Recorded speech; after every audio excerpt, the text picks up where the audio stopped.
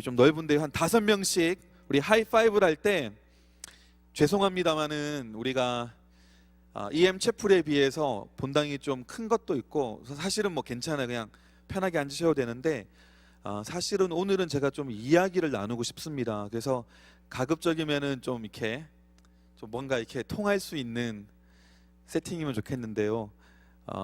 여기 앞쪽에도 좀 비어 있는데 좀 가까이 오시면 좋겠습니다. 그래서 오늘은 막 티칭보다는 그냥 하나의 이야기를 좀 나누고 싶습니다. 그래서 좀 함께 이야기 나눌 수 있는 분위기가 되면 좋겠는데요. 양가에는 너무 벌어지니까 여기 한 3줄인데 앞쪽으로 좀 오시면은 좋겠습니다. 그렇다고 뭐 너무 다닥다닥 붙어 앉으라는 뜻은 아니고요.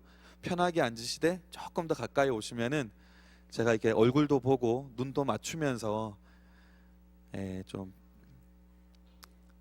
진솔하게 이야기를 나누겠습니다.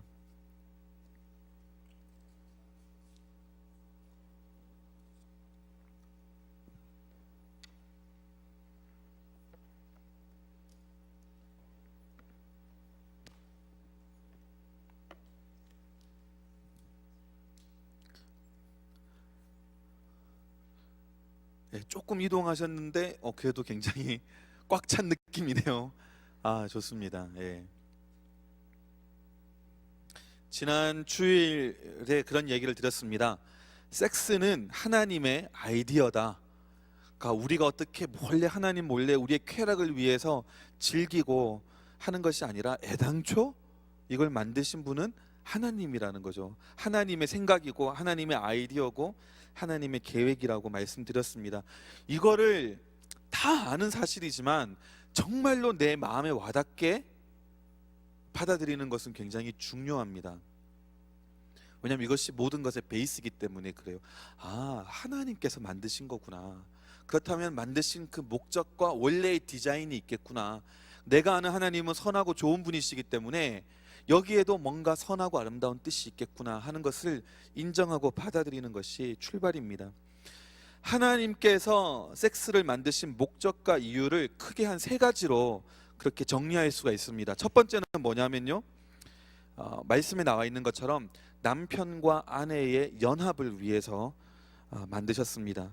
성경에 보면은 한 몸을 이룰지니라, 남자와 여자가 하나의 몸을 이룰지니라, 성관계를 통해서 하나의 몸을 이룰지로다 라고 하는 말이 한 5번 정도 나온다고 합니다. 남편과 아내의 연합은요, 다른 어떤 관계의 연합, 심지어는 부모 자식 간의 연합과는 뭔가 특별한 그런 하나됨과 연합이 있습니다.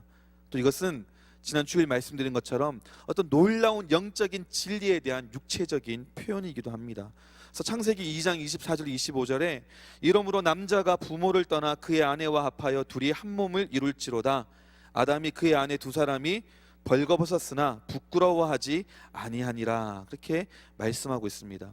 남자가 부모를 떠나서 여자와 그 남편 아내와 합하여서 둘이 한 몸을 이룰지니라. 이것은 성적인 연합을 이야기합니다. 가끔씩 말씀드리는 것처럼 성경에 나와 있는 안다라고 하는, 야다라고 하는 단어는 이 성관계를 뜻하는 단어이기도 합니다. 한 몸을 이룰지노라, 같은 단어입니다.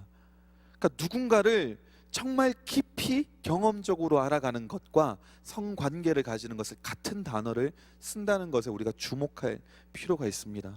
그러니까 이거는 굉장히 친밀한 무엇인가 연합을 의미하는 겁니다. 그래서 남편과 아내의 연합을 위해서 하나님은 섹스를 만드셨습니다. 2번째의 목적은요, 서로의 기쁨을 위해서 만드셨습니다. 그저 하나됨, 연합, 이것을 표현하고 경험하기 위해서 그냥 육체적으로 하나가 되는 것, 이것만을 하신 것이 아니라 그저 하나됨의 연합을 표현하기 위해서만 섹스가 존재하는 것이 아니라는 겁니다. 그 하나됨으로부터 오는 그 기쁨과 즐거움과 쾌락을 함께 누리기를 누가 의도하셨다고요? 우리가? 아니요, 하나님이 의도하셨다는 겁니다. 그저 연합이 아니라 그 연합을 통해서 서로 기쁨과 즐거움과 만족과 쾌락을 누리도록 그렇게 하나님이 디자인하셨습니다. 그리고 이제 마지막 세 번째 목적이 자녀를 낳기 위해서. 그래서 우리는 섹스를 통해서 새로운 생명이 잉태되고 탄생합니다. 그래서 창세기에 보면은 하나님께서 모든 것을 창조하신 다음에 사람들에게 하시는 명령이 있죠. 너희는 생육하고 번성하며 온 땅에 충만할지어다. 생육하고 번성하는 것은 하나님의 축복이고 또 이것은 하나님의 목적입니다. 아까 전에 제가 거룩하라 라고 말씀하신 것처럼 생육하고 번성하라, 이거는 너희들의 힘으로 어떻게 생육하고 한번 아이들을 많이 낳아봐라 이런 것이 아니라 내가 그렇게 축복하겠다라고 하는 그런 뜻이기도 합니다. 근데 이제 우리가 이렇게 쭉 지내다 보면요, 이 세 가지 목적 중에서 사실 어느 정도 온전히 그 목적을 이루고 있는 것은 세 번째밖에 없습니다.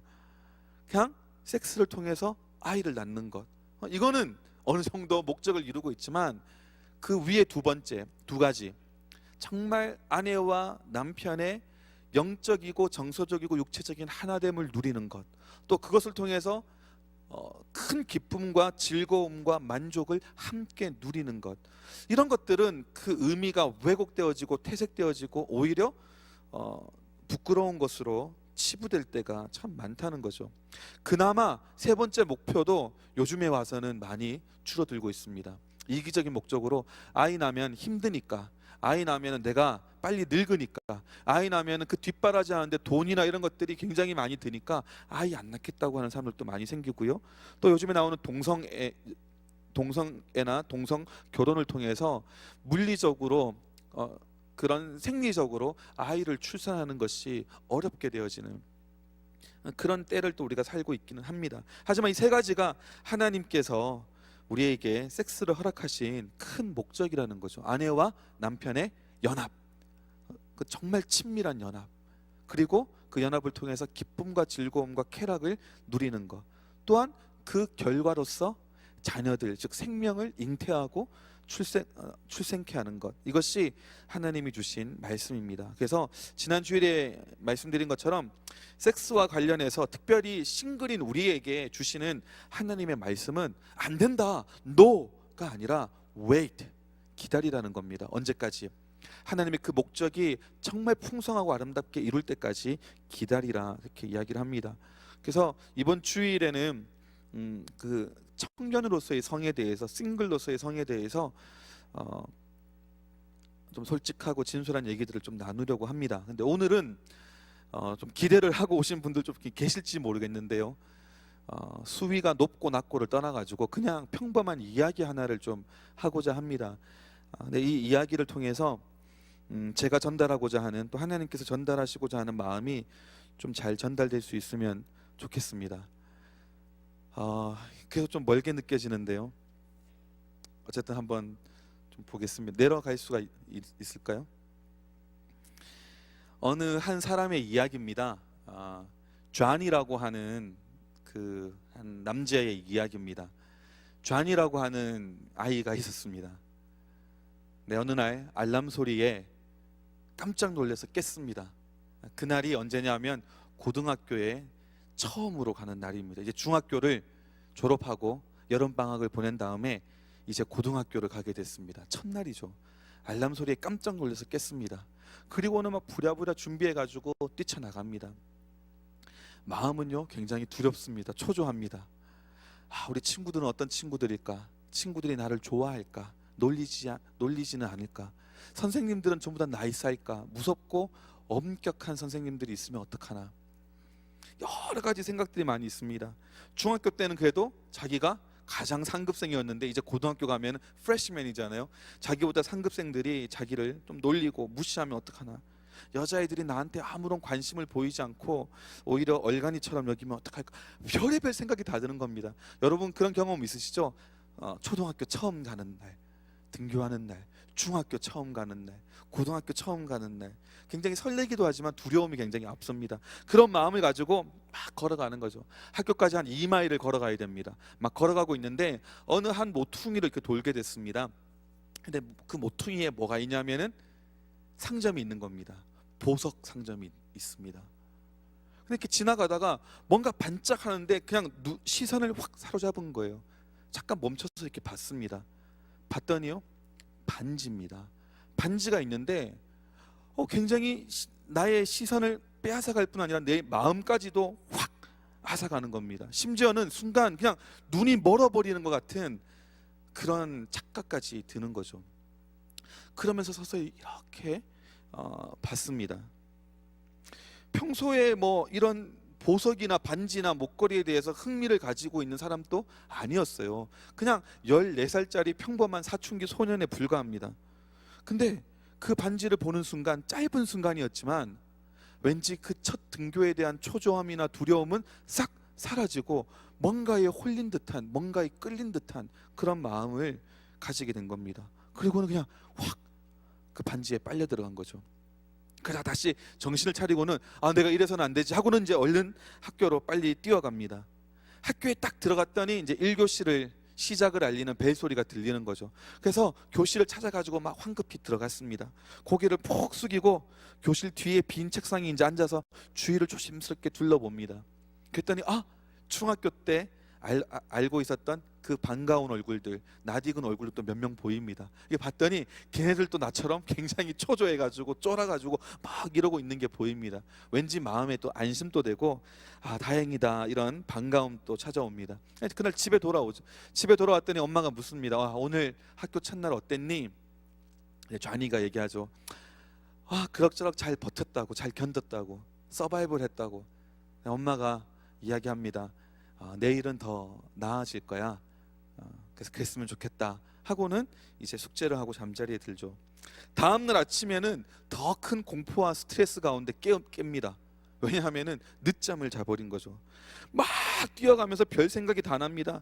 둘째 날 혼자 지각해가지고 모두 다 친구들은 다 와 있는데 뒤늦게 문을 열고 들어가는 자기를 모두 눈이 다 바라보면서 쟤는 뭐야 이렇게 쳐다볼 것 같은 그런 막 상상할 수 없는 그런 일들 막 떠올리면서 막 뛰어가는 거죠. 그러다가 어제 지나갔던 그 코너, 보석 가게가 있는 코너를 뛰어서 지나갈 때 눈에 다시 그 반지가 딱 들어오는 겁니다.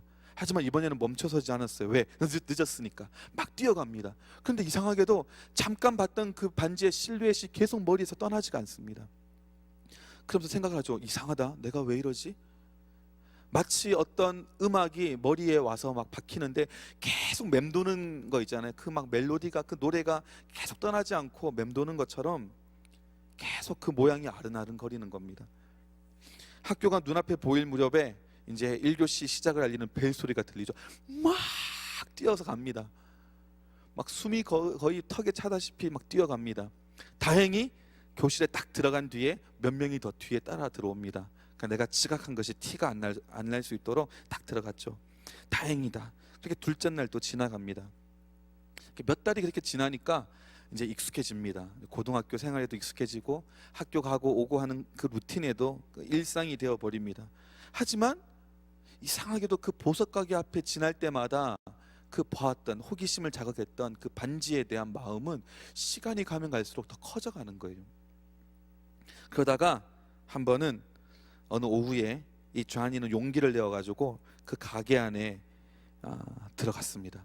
딱 들어가는 순간 그런 느낌 있잖아요. 내가 있으면 안 되는 곳에 왔다 이런 느낌. 굉장히 어색한 느낌.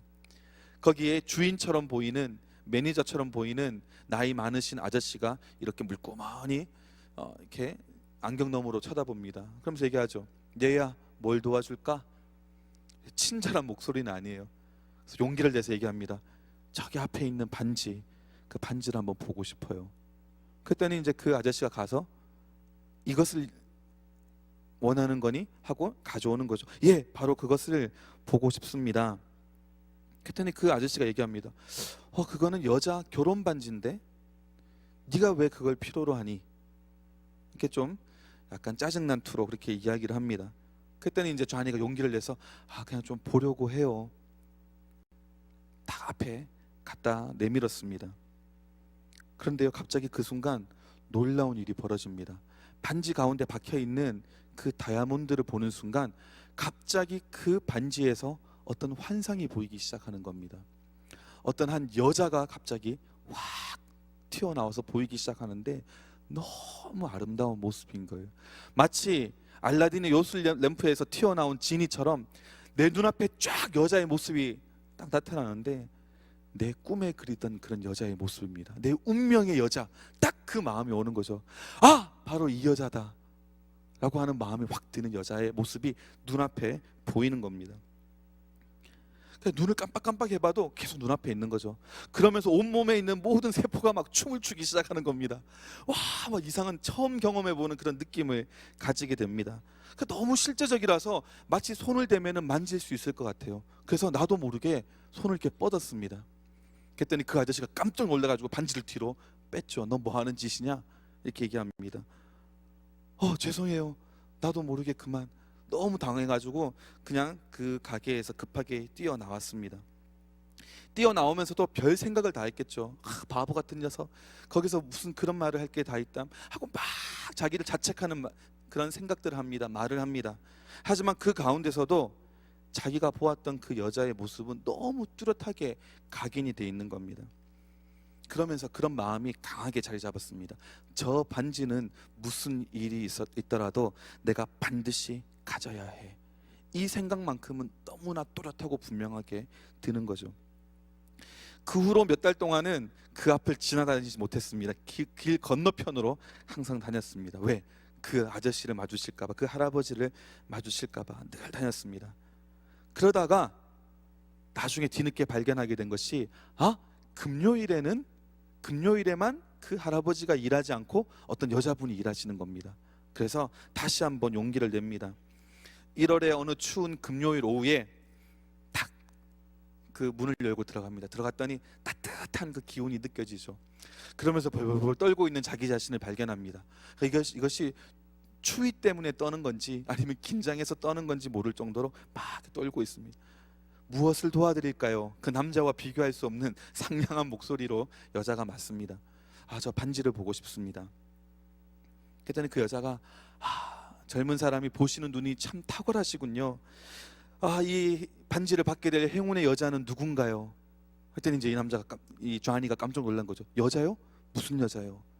아니, 이 특별한 이 반지를 어떤 특별한 여자분에게 드리려고 하는 것이 아닌가요? 쟈니가 얘기하죠. 맞아요, 맞습니다. 하지만 아직 그 여자를 만나지는 못했어요. 그렇게 얘기를 했습니다.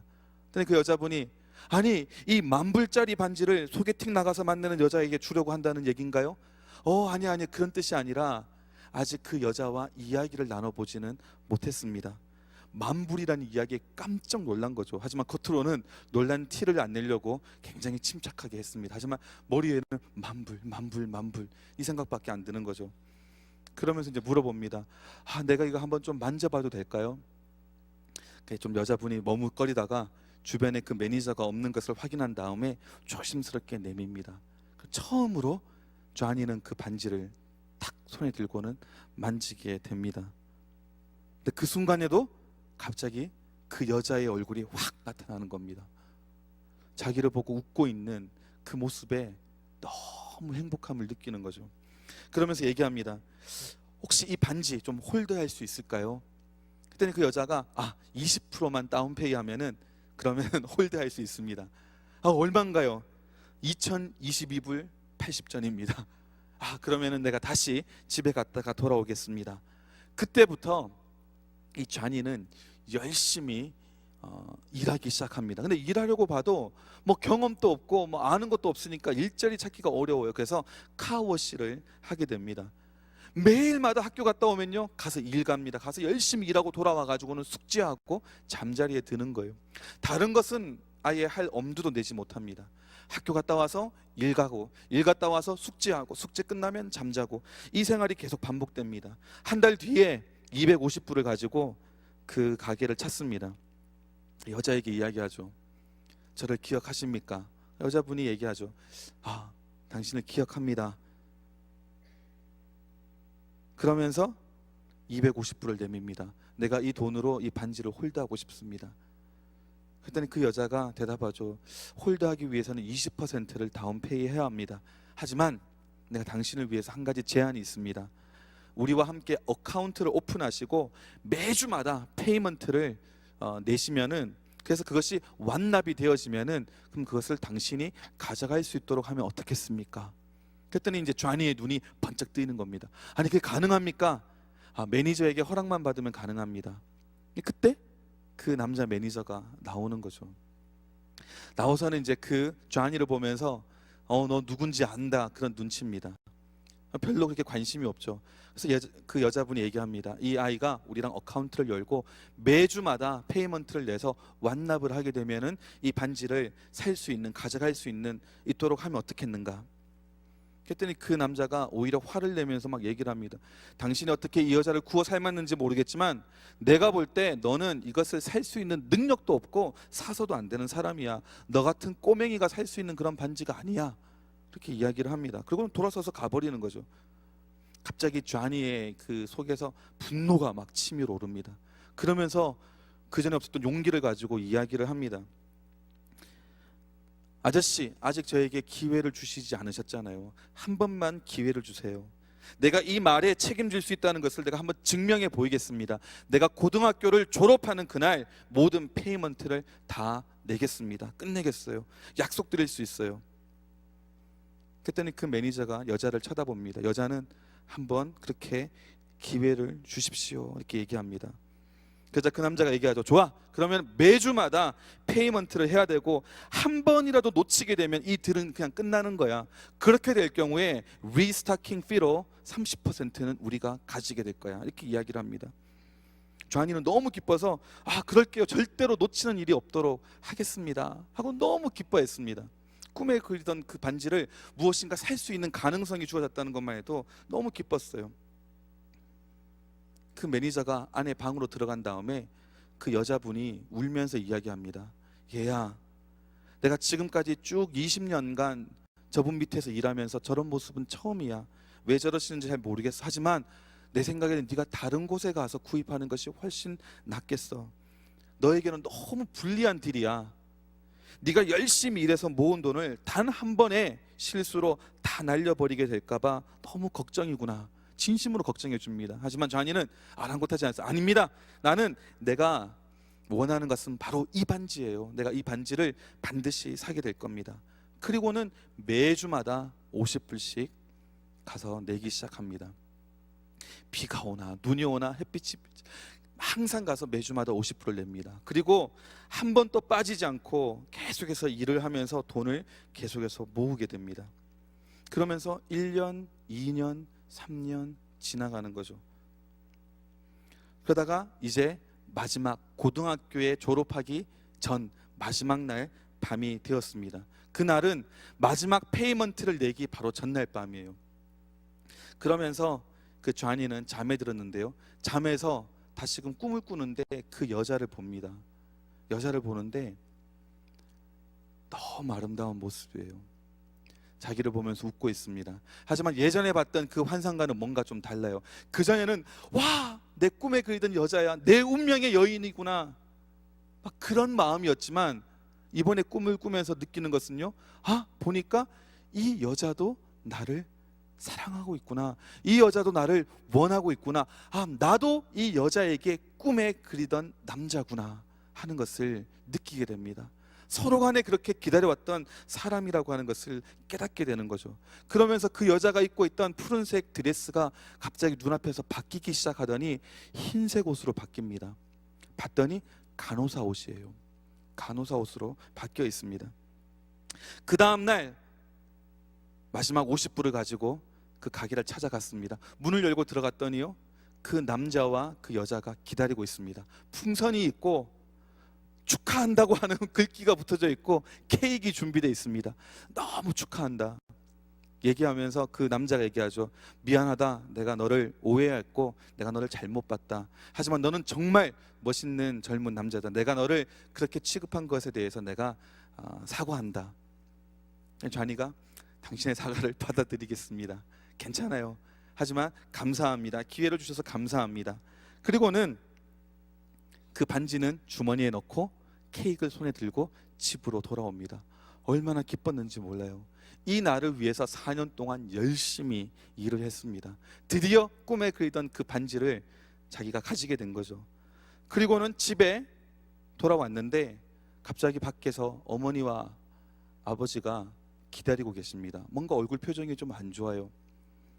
내려서 차를 파킹하고 내려갔더니 자기에게 어떤 편지를 내밉니다. 편지를 봤더니 그것은 바로 입영 통지서였습니다. 1972년 7월 19일까지 어디로 입영하시오 라고 하는 입영 통지서가 와 있는 겁니다. 어머니가 막 울기 시작합니다. 존이도 너무 큰 충격을 받았어요. 아버지도 슬프지만 두 사람을 위로합니다. 그리고는 그날이 되어서 이제 입영하게 됩니다. 어머니는 계속해서 눈물을 흘립니다. 하지만 꾹꾹 잔이는 그 눈물을 참고 훈련소에 들어갑니다. 훈련소에서 죽을 고생을 합니다. 교관이 옆에서 막 소리 지르고 막 하는데 그 보석점 그 상점 매니저는 여기에 비하면 천사다라고 하는 생각이 들 정도로 막 엄청나게 갈굽니다. 그렇게 해서 훈련소에서 죽을 고생을 하면서 시간을 보내죠. 그러다가 어느 날 새벽 1시에 갑자기 기상을 시킵니다. 일어나서 봤더니 갑자기 교관들이 들어와가지고 관물대를 막 이제 살피기 시작하는 거, 검사하기 시작하는 겁니다. 사물함을 검사합니다. 다 끄집어내서 막 붓기 시작합니다. 점점 자기 차례가 다가왔는데요. 잔이는 너무 떨리는 겁니다. 자기의 모든 소지품을 다 땅에다가 부었습니다. 그리고 그 반지, 그 케이스가 들어있는 양말도 그 앞에 툭 떨어집니다. 그 교관의 발 앞에 툭 떨어집니다. 그러더니 그 양말을 쑥 집어 드는 거죠. 심장이 쿵쾅 뛰고 있습니다. 그때 교관이 그렇게 얘기하죠. 이 냄새나는 양말을 빨리 씻으라고 하면서 집어 던집니다. 그리고는 다 나가버리는 거죠. 10년 감수했다는 생각으로 막 달려가서 그 양말을 다시금 거두어들여서 그 안에 있는 반지를 확인합니다. 그리고는 몰래 밤에 나와서 화장실에서 그 반지를 꺼내서 어디 잘못된 것은 없는지 확인해 보죠. 근데 괜찮아요. 다행이다 생각을 합니다. 하지만 이런 식으로는 안 되겠다 이런 생각에 자기의 철모를 가지고 와서 철모 안에 있는 그 안에 덧대는 그 천 있잖아요. 그것을 칼로 잘라내고 그 안에 반지를 넣고 그것을 꼬매버립니다. 이제는 항상 내 철모 안에 있기 때문에 안심이다 이 생각을 가지고 있죠. 그러다가 드디어 파병하는 날이 다가옵니다. 많은 사람들이 제발 베트남이 아니기를 간절히 기도하고 있습니다. 그때 온 사람이 얘기를 하죠. 너희들은 모두 다 베트남으로 파병되게 되었다. 그날 밤에 여러 명들이 흐느끼면서 울기 시작합니다. 그 중에 한 명은 존입니다. 이제 베트남에 가게 되면은 죽을 수도 있는 그런 상황 가운데서 두려움을 느낍니다. 그러다가 울다가 지쳐 잠에 들었는데요. 잠에서 다시금 그 자기의 운명의 여인을 보게 됩니다. 역시나 그 여인은 간호사 옷을 입고 있어요. 그런데 그 여인이 뭔가 자기 안을 계속해서 들여다보려고 하는 것을 느낍니다. 자기 안에서 무엇인가를 찾고 있다는 듯이. 가만히 봤더니 그 여자가 자기 안에서 찾고 있는 것은 용기였습니다. 그리고 그 용기가 그 사람 안에 있다는 것을 발견하고는 아주 밝은 웃음을 짓고는 그리고 키스를 하고는 떠나갔습니다. 잠에서 깼는데요. 처음으로 하나님의 임재를 느끼기 시작합니다. 내가 어려서 교회 나가고 하나님께 헌신하고 했던 그 기억들이 떠오릅니다. 그리고 그때는 느껴보지 못한 하나님의 임재, 하나님 나와 함께 하시는구나, 하나님이 나를 보호하시는구나 하는 그런 느낌이 자기를 감싸기 시작합니다. 그러면서 왠지 모르게 그 여인이 보았던 그 용기가 자기 안에 자리 잡고 있는 것을 느끼게 됩니다. 그리고 비행기를 타고 베트남으로 날아갑니다. 베트남에 도착해서 정말 그 찐득찐득한 그 습기찬 더운 날씨, 저는 경험적으로 잘 알고 있습니다.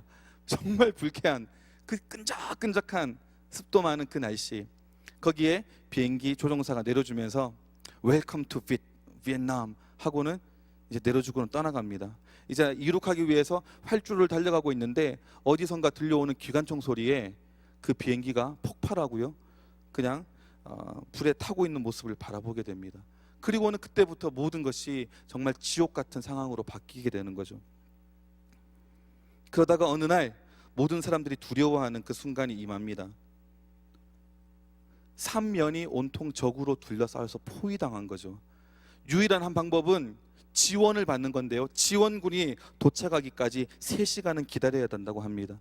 유일한 방법은 300m 앞을 달려가서 기어가서 거기에 있는 참호 속에 들어가서 숨어서 기다리는 것, 그것만이 유일한 그런 소망입니다. 모든 사람들이 배로 기어가지고 200m를 막 걸어갑니다. 기어갑니다. 그러고는 그 참호 속으로 그 막 총탄이 빗발치는 속을 달려서 뛰어 들어갑니다.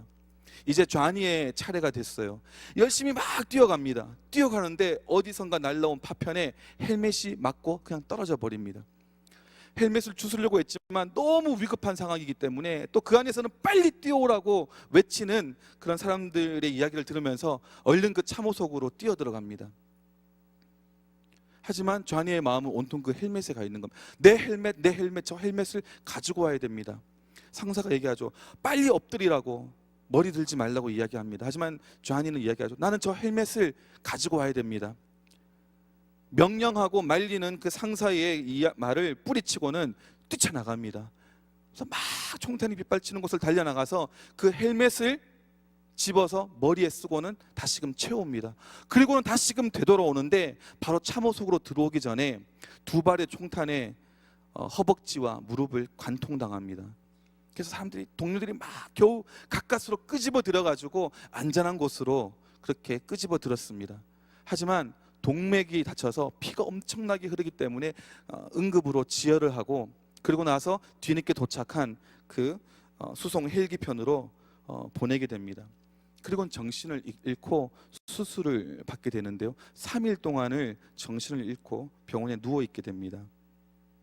그러다가 정신이 들어서 딱 깨보니까 병원인 거예요. 그러면서 뒤에서 소리가 들려옵니다. 아, 이제 깨어나셨군요. 다행입니다. 제때 지혈을 했고 또 제때 조치를 취했기 때문에 생명을 건질 수 있었습니다. 하지만 당신은 3일간 혼수 상태였기 때문에, 의식이 없었기 때문에 지금부터 이제 천천히 회복해야 됩니다. 그 목소리를 들으려고 눈을 이렇게 돌렸는데 누구를 봤겠습니까? 간호사가 서 있는데요, 익숙한 모습입니다. 머리도 눈도 목소리도 모든 것이 굉장히 익숙한 거예요. 이렇게 봤더니 바로 그 여자가 자기가 반지에서 봤던, 꿈에 그리던 그 여인입니다. 깜짝 놀란 거죠. 저 혼자만 재미있습니까? 그래서 그 여자에게 대뜸 그렇게 얘기했습니다. 나와 결혼해 주세요. 나의 아내가 되어 주세요. 그래서 그 여자가 이렇게 보더니 고개를 도리도리 흔들고는 웃으면서 되돌아서 가버립니다. 뭐라고 이렇게 부르고 싶었는데 이름도 알지 못해요. 그러다가 이제 시간이 흐르면서 자기가 너무 경솔하게 행동했다는 것을 깨닫기 시작합니다. 그리고는 이제 의사가 들어와서 이야기를 하죠. 간호사 마리아가 당신을 잘 케어해서 앞으로 빨리 회복될 겁니다. 이렇게 이야기를 합니다. 너무 기뻤습니다. 그 여자의 이름을 알게 됐거든요. 마리아입니다. 마리아. 그 이름도 아름다운 마리아. 하지만 다시금 나에게 돌아오지 않으면 어떡하나, 내가 너무 겁을 줘서 이상하게 만들었으면 어떡하나, 그런 여러 가지 생각들이 있습니다. 하지만 그 간호사가 다시 돌아와서 치료를 하기 시작하고요. 이제는 내가 조심해야겠다, 내가 성급하게 하면 안 되겠다, 이런 마음으로 꾹꾹 참고 그냥 치료를 받습니다. 그리고는 그 간호사의 부축을 받으면서 매일매일마다 조금씩 걸으면서 재활을 하기 시작하고요. 나중에는 도움 없이 혼자 걸을 수 있게 되었을 때는 모든 업무가 끝난 다음에 같이 산책을 하면서 이야기를 하기 시작합니다. 그러면서 깨닫게 된 것이요, 이 여자는 내가 생각했던 것보다 훨씬 더 환상적인 사람이구나. 알고 봤더니 텍사스에 굉장히 부유한 어떤 사람의 딸입니다. 하지만 다른 사람들 돕고 싶은 마음에 부모님의 반대를 무릅쓰고 간호사가 되어지고 또 같이 이 베트남으로 파병 와서 군인들 돕는 이 일들을 하고 있었습니다. 마음씨도 너무 착하고요, 자기가 그려왔던 그 모습보다 훨씬 더 아름다운 사람이라고 하는 것을 깨닫게 됩니다. 그리고 그렇게 서로 이야기하는 과정 가운데서 그 여자도 그 남자에 대해서 정말 멋있고 훌륭한 사람이라고 하는 것을 깨닫게 되고 두 사람은 사랑에 빠집니다.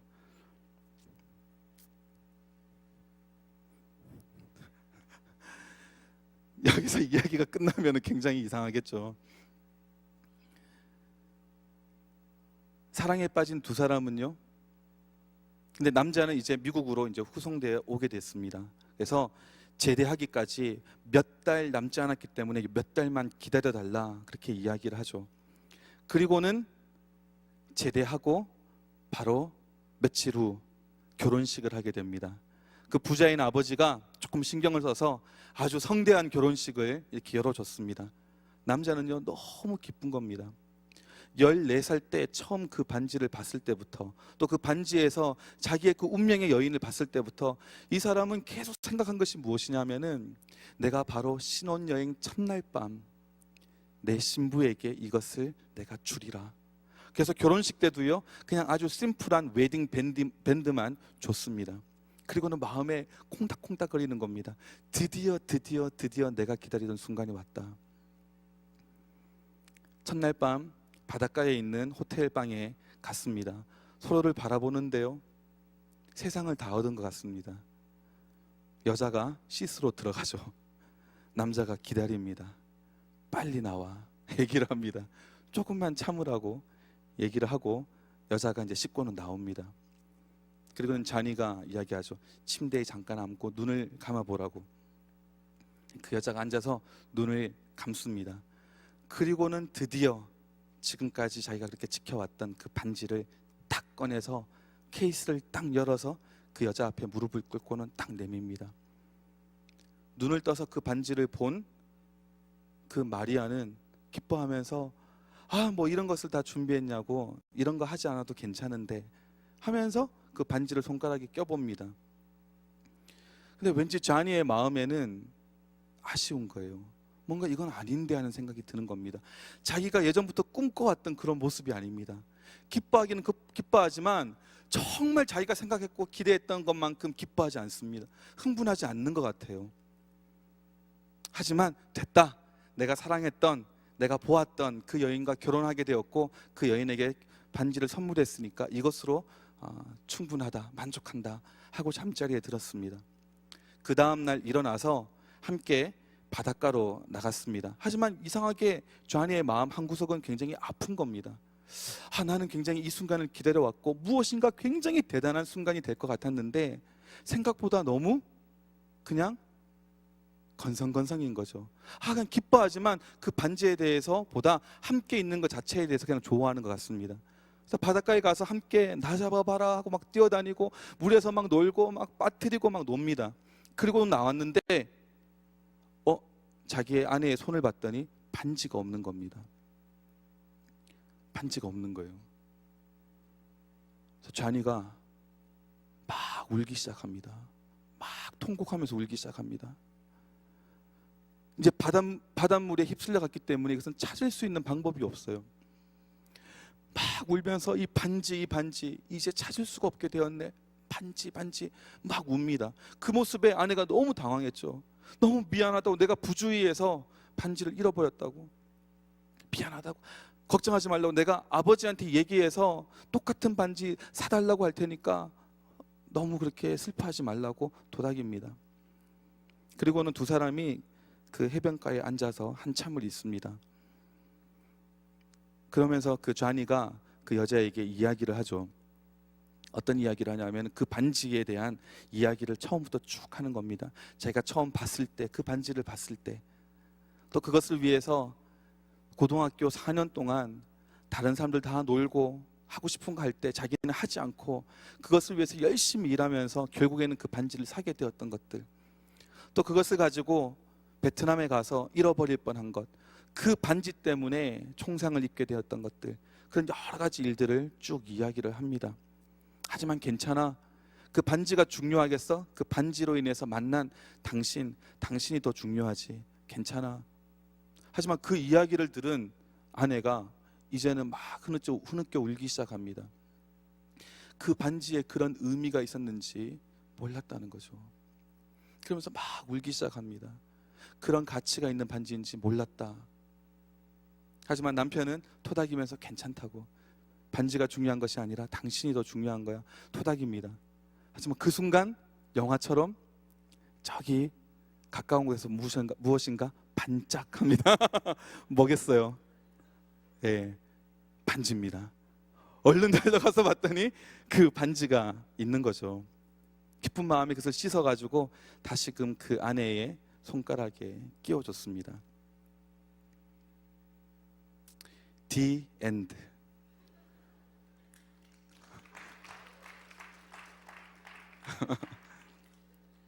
이게 뭔가 싶죠? 이게 뭔가 싶으실 겁니다. 제가 좀 내려갈게요. 제가 이 이야기를 할까 말까 굉장히 많이 망설였습니다. 근데 제가 이 이야기를 처음 책으로도 접했고요, 또 어떤 분이 하시는 이야기를 통해서도 접했습니다. 근데 처음에는 참 미국 사람답다 이 생각을 했습니다. 미국 사람들은 사실 별거 아닌 이야기를 참 잘하거든요. 별거 아닌, 굉장히 이게 평범한 이야기인데 대단한 것처럼 이야기하는 재주들이 있습니다. 그래서 이게 뭐 이게 대단한 일인가 생각을 했죠. 근데 점점 그 이야기를 듣고 생각하면서 느껴지는 게 굉장히 많이 있었습니다. 그러니까 그 여자 같은 경우는요, 아쉬울 것이 없이 자란 사람입니다. 부자인 아빠가 뭐 해달라 그러면 다 해주고요, 사달라 그러면 다 사주는 겁니다. 이 반지 원해, 그럼 이 반지 사주는 겁니다. 그 반지 10,000불짜리 반지입니다. 물론 그 자체로도 굉장히 가치가 있죠. 하지만 그 반지는 똑같은 다른 반지, 똑같은 10,000불로 살 수 있는 반지랑은 전혀 다른 반지입니다. 왜 그렇겠습니까? 그 반지에는 피가 담겨져 있거든요. 그 반지에는 눈물이 담겨져 있고, 그 반지에는 희생이 담겨져 있고, 그 반지에는 오랜 시간 동안의 싸움, 자기와의 싸움이 담겨져 있기 때문에 그렇습니다. 그렇기 때문에 그 반지가 엄청나게 가치 있는 거거든요. 그 남자는 그 반지를 얻기 위해서 자기의 젊은 시절 아낌없이 조금도 불평하지 않고 기꺼이 희생했습니다. 매주마다 꼬박꼬박 50불을 갖다 냈습니다. 그리고 자기의 목숨을 잃을 수 있는 상황 가운데서도 그 반지를 지키기 위해서 자기의 몸을 던졌습니다. 그 모든 사연과 마음이 다 담겨져 있는 거죠. 그냥 평범한 반지가 아닙니다. 그 여자에게는 평범한 반지일 수 있습니다. 내 취향에 맞는 예쁜 반지네, 좀 비싼 반지네, 고마워, 이렇게까지 할 필요 없었는데 나는 반지보다 당신이 더 중요해, 이렇게 할 수 있습니다. 하지만 남자에게는 그 어떤 것과도 바꿀 수 없는 의미가 담겨져 있는 반지라는 거죠. 이 이야기에서 이야기하는 이 반지가 뭐겠습니까? 그게 바로 순결이거든요.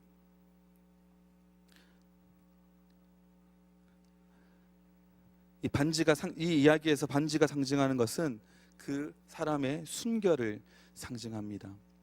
그것을 위해서, 내 꿈의 여인을 위해서, 내 운명의 여인을 위해서 지켜왔다는 거죠. 그저 그냥 참고 지켜온 것이 아니라 그것을 지키기 위해서 너무나 많은 대가를 지불했다는 겁니다. 피를 흘렸고, 땀을 흘렸고, 눈물을 흘렸고, 기도를 흘렸던, 그것이 모든 것이 담겨져 있는 그 반지였다는 사실입니다.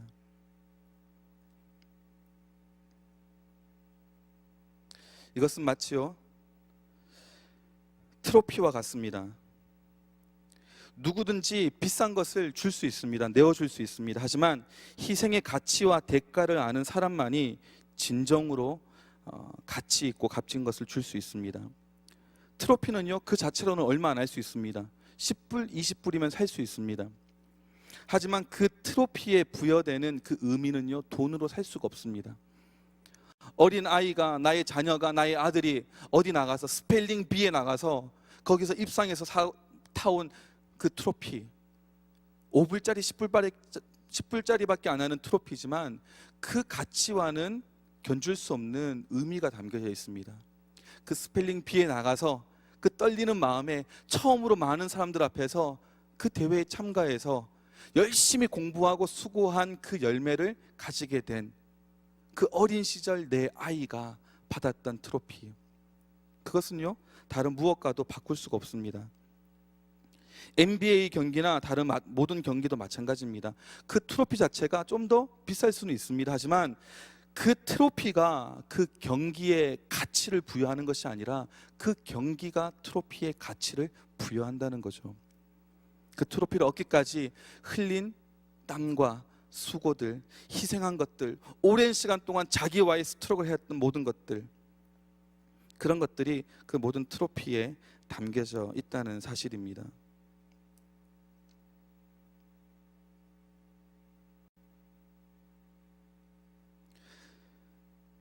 우리는요, 너무 싸우지 않는 세대를 살고 있습니다. 가치 있는 것을 위해서 싸우지 않습니다. 싸울 필요가 있는 그 가치를 위해서 우리는 싸워야 합니다. 지켜야 됩니다. 그래야지만이 그 가치가 드러나기 때문입니다. 사무엘하 24장 24절에 보면은 이런 본문이 등장합니다. 왕이 아라우나에게 이르되 그렇지 아니하다. 내가 값을 주고 내게서 살이라. 값 없이는 내 하나님 여호와께 번제를 드리지 아니하리라 하고 다윗이 은 50세겔로 타작 마당과 소를 사고. 이 배경을 보면요, 다윗이 인구 조사를 하면서 하나님께 범죄합니다. 그랬더니 하나님께서 갓이라고 하는 선지자를 보내가지고 얘기합니다.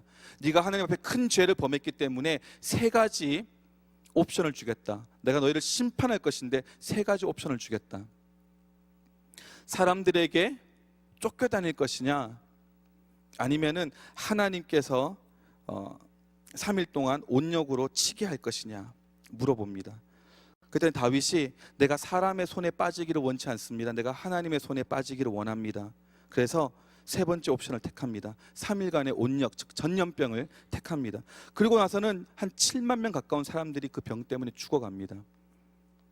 그러다가 그 죽음의 천사가 어떤 한 타작 마당에 섰을 때 하나님께서 멈추게 하고 그곳에 제단을 쌓고 하나님께 제사를 드리게 합니다. 그래서 다윗 왕이 얼른 가서 그곳에 가서 소와 그 제단과 땅을 사서 하나님께 제사를 드리려고 하는데, 그 아라우나라고 하는 그 땅의 주인이 이야기하기를 왕이시여 아무것도 돈을 낼 필요가 없습니다. 내가 이 땅과 이 제단과 또 송아지를 당신에게 그냥 드리겠습니다. 그랬더니 다윗이 하는 고백이 바로 그 24절입니다. 그렇지 아니하다. 내가 값을 주고 내게서 살이라. 값 없이는 내 하나님 여호와께 번제를 드리지 아니하리라 하고.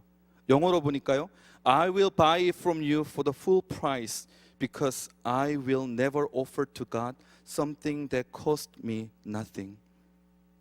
내가 대가를 지불하지 않는 그 어떤 것도 내가 하나님께 드리지 않겠다라고 다윗 왕이 고백합니다. 항상 무엇이든지 그렇듯이 거기에 의미를 부여하는 것, 그것이 중요하고요. 그것을 위해서는 대가 지불이 반드시 필요하다는 그런 사실입니다.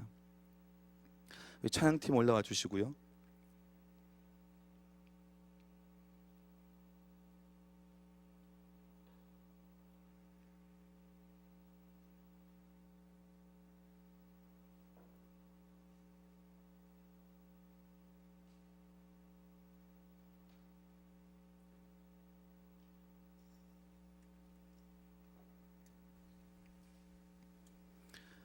우리가 경기를 놓고 승리하기 위해서 애쓰는 그런 사람들의 모습을 보면요, 감동들이 있습니다.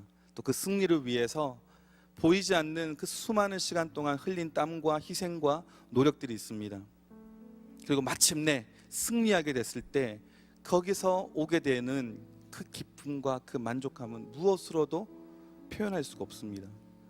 하지만 많은 사람들은요, 아예 그 경기에 뛰어들 생각조차 하지 않습니다. 싸워야 될 무엇인가가 없습니다. 지켜내야 될 무엇인가가 없습니다. 소중한 가치가 없습니다. 그러다 보니까 그것을 위해서 애쓰고 달려나가는 사람들을 오히려 비아냥거리고 놀릴 수 있습니다. 하지만 하나님께서는 우리에게 어떤 가치를 주시고요, 그 가치를 지킬 수 있도록 우리에게 말씀해 주십니다.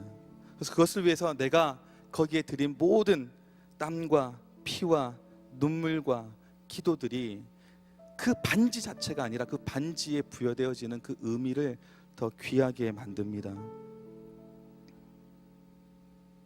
그리고는 그 꿈의 여인이 나타났을 때 그 모든, 그냥 반지, 만불짜리 반지가 아니라 그 사람을 만나기 위한 나의 모든 그런 싸움들, 결국에는 싸움이 필요하다는 거죠. 전쟁터에서 침실까지 이어지는 가치가 있다는 겁니다. 그러니까 지금 우리 세대는요, 이 싸움에 대해서 너무 아니할 때가 참 많이 있으며 싸워야 될 이유도 모릅니다. 싸워야 될 목적도 없고요. 지켜야 될 것도 없습니다. 의미를 부여할 그 무언가도 없습니다.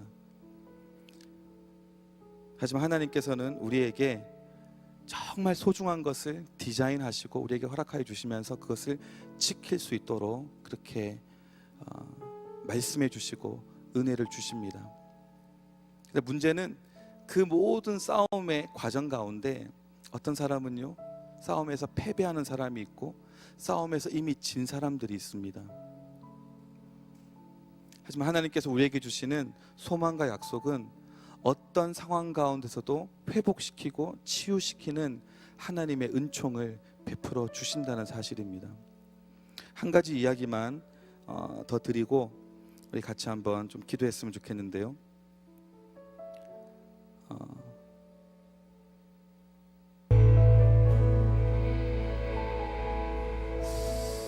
제가 이제 고민을 하다가 이 이야기를 좀 같이 나눠야겠다라고 생각하게 된 이유는요, 그저 이제 고리타분하게 우리 순결을 지킵시다, 우리 결혼할 때까지 순결을 지키고 우리 아내 되는 사람, 남편 되는 사람을 위해서 소중하게 감직합시다 라고 하는 이야기를 하려고 하는 것은 아닙니다. 더 중요한 강조점은요, 이것이 무엇인가 지켜야 되는 중요한 가치이고 또한 싸워야 되는 무엇인가라는 사실입니다. 그렇게 해서 내가 내 순결을 또 내 마음을 거룩하고 또 온전하게 지켜서 결혼에 꼴이 냈다, 드디어 내 꿈에 그리던 남자 혹은 꿈에 그리던 여자를 만나서 결혼하게 되고 가정을 꾸렸다, 그렇다고 해서 이 싸움이 끝이 날까요?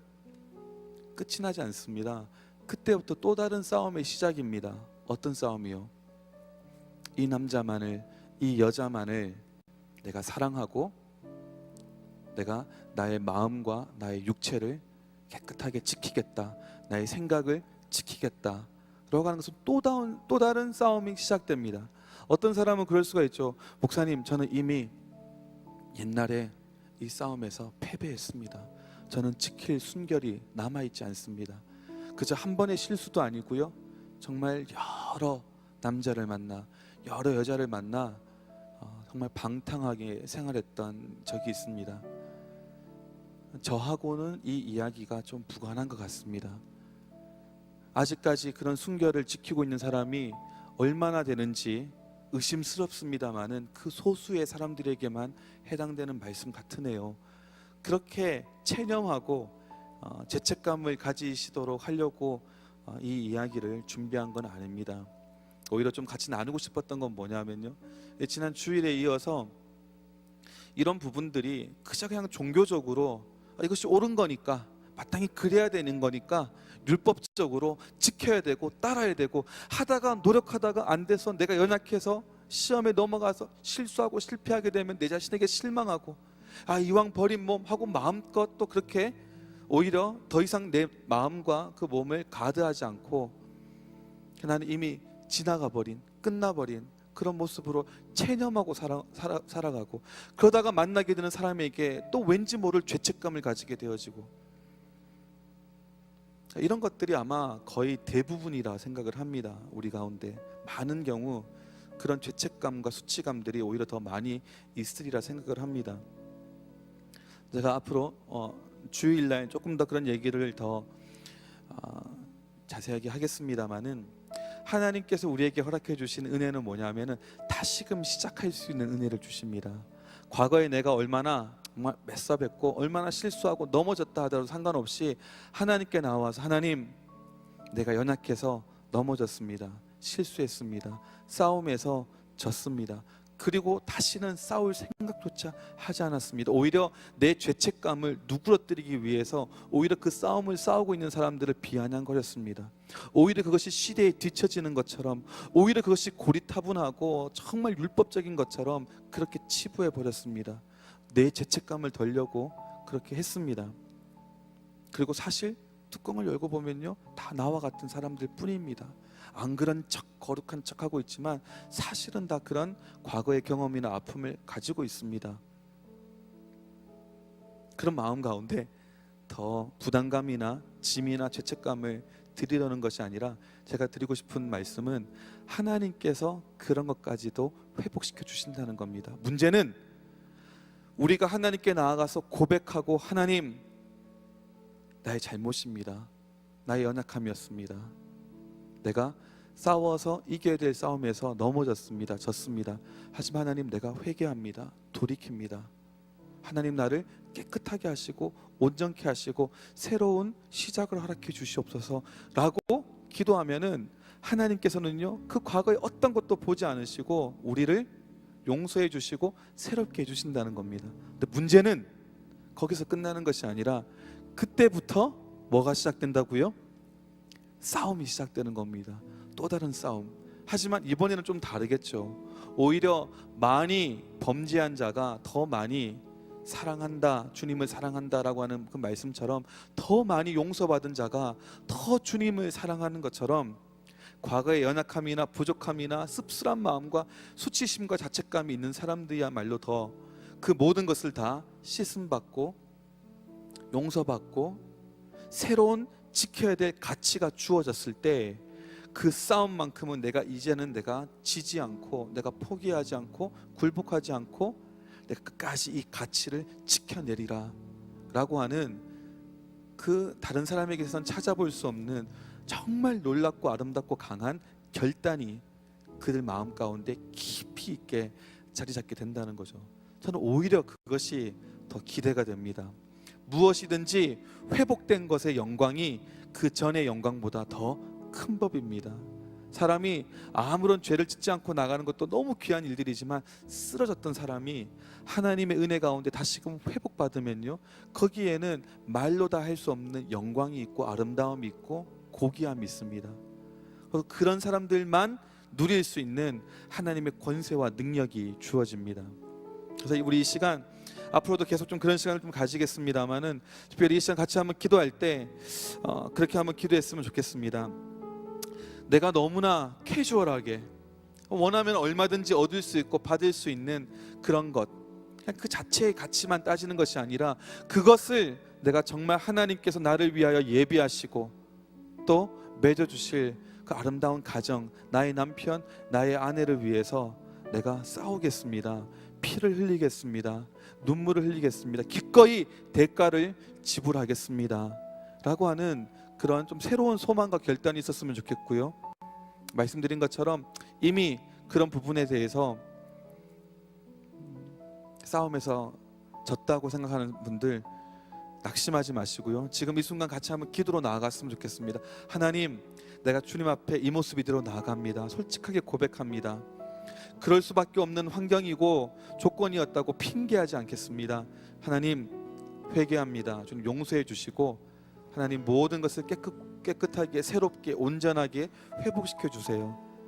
그리고 그 순간부터 내가 정말 아름다운 가치를 가지고 대가를 지불하면서 나의 눈물과 피와 땀을 거기에다가 심겠습니다. 그 반지에 나의 의미를 부여하겠습니다. 우리 그런 고백과 결단을 한번 드릴 수 있기를 바랍니다. 같이 한번 기도하시겠습니다. 한번 잠깐 자리에서 일어나 보실까요? 자리에서 잠깐 한번 일어나시겠습니다.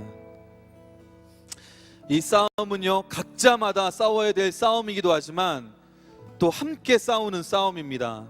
혼자서는 힘들거든요. 여기에 대해서는 주일날 좀 더 자세히 이야기를 하도록 하겠습니다. 하지만 옆에서 쓰러지는 사람이 있으면 같이 붙들어주고, 또 쓰러질 것 같은 사람에게 힘을 주고 하는 것들은 필요한 일들입니다. 왜냐하면 우리 모두 각자 다 싸워야 되는 싸움이기 때문에, 그건 너의 싸움이지 나하고는 관계없는 거야, 그렇게 할 수 있는 일들이 아니에요. 그래서 힘들고 어려우면요, 서로 붙잡아주고 격려해주고 또 위에서 기도해주고 해야 됩니다. 이 싸움은요, 99번 잘하다가 한 번 실수하면 끝나버리는 게임이 아닙니다. 이길 때도 있고 질 때도 있고 넘어질 때도 있고 견고히 설 때도 있습니다. 하지만 넘어질 때마다 붙들어 일으켜 세워주고, 넘어질 것 같으면 힘을 주고 격려해주고 함께 손 붙잡고 가는 그런 싸움들입니다. 결혼했다고 아까 말씀드린 것처럼 다 끝나는 것이 아닙니다. 오히려 얼마나 많습니까? 결혼한 이후에 가정이 깨어지는 일들이 너무나 많이 있습니다. 오히려 그때야말로 더 소중한 것을 지키기 위한 싸움이 시작될 수 있죠. 중요한 것은 이것은 우리가 무엇인가 싸워야 되는 싸움이다 라고 하는 사실입니다. 그래서 우리 옆에 계신 분들 좀 서로 같이 한번 좀 기도했으면 좋겠는데요. 어떻게 기도했으면 좋겠냐면은 우리 이 싸움 같이 한번 싸워봅시다. 여기에 그 쟈니의 반지는요, 그 가치는 쟈니밖에는 모릅니다. 그리고 그 반지를 결국 마지막에 받게 되는 그의 아내만이 그 가치를 알 수 있습니다. 그 외의 사람들은요, 그냥 보기 좋은 반지입니다. 저도 반지를 끼고 있거든요. 저는 결혼하고 지금 이제 13년 차입니다. 하지만 지금까지 반지를 낀 적이 없어요. 하지만 몇 주 전부터 이 반지를 끼고 있습니다. 이 반지는 제 아버지의 유품입니다. 그러니까 그 전까지는 불편하다고, 마음에 안 든다고, 없다고 안 꼈어요. 일부러 총각인 척하려고 했던 건 전혀 아닙니다. 물론 외모만 보면 깜빡 속아 넘어갈 수 있습니다. 어떻게 새 아이의 아빠라고 생각하겠습니까? 하지만 몇 주 전부터 끼고 있습니다. 왜냐하면은 이 반지가 비싼 반지라서가 아니라 아버지께서 끼시던 반지거든요. 거기에 부여된 의미는 저는 알고 있습니다. 다른 사람은 모르죠. 어떤 목사님은 저보고 그 반지 빼고 설교하라고 하시더라고요. 반짝반짝 거리는 것이 설교할 때 다른 사람들의 시선을 빼앗아갈 수 있기 때문에 망치로 손을 찢기 전에 농담으로 얘기하신 거지만 반지를 빼라 이렇게 얘기를 합니다. 그래서 어른들 설교할 때는, 오늘 또 아침에 설교했는데요, 빼고 했습니다. 하지만 웬만해서는 끼고 다니려고요. 왜? 저한테는 의미가 있는 반지거든요. 이 가치로 따지는 것이 아니라 여기에 어떤 의미가 부여되어졌고, 이것을 위해서 어떤 것들이, 어떤 경험들이 그 전에 있었는가 하는 것들이 저는 알기 때문에 그렇습니다. 그래서 우리 지금부터 얼마나 이겼고 얼마나 졌고 상관없이 지금부터 일단은 여러분 이 가치에 공감을 하셔야 됩니다. 목사님, 저 옛날 얘기죠. 요즘에 누가 그렇습니까? 그냥 사랑하며 하는 거죠. 그런 것이 아니라 정말로 무엇인가 싸울 만한 가치, 지킬 만한 가치, 이것을 지키고 그것을 정말 선물할 수 있도록 했으면 좋겠습니다. 그래서 서로 좀 둘러보시고요. 그리고 일단 이렇게 하겠습니다. 우리 끝난 다음에 우리 좀 하겠습니다만은 금요일마다 지금 우리 모이는 SOW 클래스가 있습니다. 제가 직접 가르치는 클래스인데요, Fire Starters 클래스입니다. 근데 오늘 원래 그 친구들한테는 실습하는 날이에요. 어떤 실습하는 날이냐면은 여러분 위해서 기도해 주는 날인데 뭐 이렇게 특별한 것이 아니라 하나님께서 부어주시는 것을 이렇게 흘려내는 기도를 실습하는 시간입니다. 그래서 우리 Fire Starters 해당되시는 분들은 있는 곳에서 가까운 복도로 좀 나와주시면 좋겠습니다. 가까운 복도로 좀 나와주시고요. 너무 한쪽으로 우르르 몰려가지 마시고, 예, 이쪽으로도 오시고 이쪽으로도 오시고, 예, 이분들이세요. 그래서 제가 내준 숙제를 이분들은 해야 되고 실습을 해야 되기 때문에 여러분들 이분들하고 같이 기도하고 싶으신 분들은 오셔가지고 이분들하고 좀 같이 기도해 주시고, 아닌 분들은 옆에 계신 분들하고 같이 뭐 손을 붙잡든 손을 얹든지 기도해 주시는데, 이런 마음으로 기도했으면 좋겠습니다. 우리 한번 정말 싸울 만한 가치가 있는, 기꺼이 대가를 지불할 만한 이 가치가 있는 이 싸움을 같이 한번 해나갑시다. 세상에서는 뭐라고 할지 몰라도 우리는 이 가치를 지키면서 한번 으쌰으쌰 서로 밀어주고 당겨주고, 넘어진 사람 일으켜주고, 또 힘든 사람, 다리가 흐늘흐늘거리는 사람 붙잡아주면서 같이 한번 갑시다 라고 하는 우리 그런 마음으로, 축복하는 마음으로 한번 기도했으면 좋겠습니다. 주위를 둘러봐 주시고, 이제 저를 보지 마시고 서로를 좀 마주봐 주시고, 모르는 사람도 괜찮습니다. 오히려 더 편할 수 있거든요. 모르니까 더 마음이 편합니다. 뭐 3명씩 4명씩 5명씩 보시고요. 복도에 계신 분들한테 가실 분들은 가셔가지고 같이 기도하셔도 괜찮겠습니다. 같이 한번 기도하실 때, 하나님 우리에게 힘 주시고 우리의 눈과 마음을 밝게 해주시고, 하나님 새로운 기대감을 주시고 새로운 소망을 주셔서 무엇인가 싸울 만한 가치가 있는 것을 발견하게 하시고 가치를 부여하고 함께 달려나갈 수 있는 동지들이 될 수 있도록 주님 축복하여 주시옵소서. 연약한 것들을 붙잡아 주시옵소서. 우리 같이 한번 기도합니다. 옆에 계신 분들 그냥 앉아 계시지 마시고요, 옆에 계신 분들 좀 같이 기도해 주시고, 만약에 오지 않으시면 직접 가서 같이 기도해 주셔도 괜찮겠습니다. 우리 Fire Starters 오지 않으시면 직접 가셔서 같이 기도하겠습니다.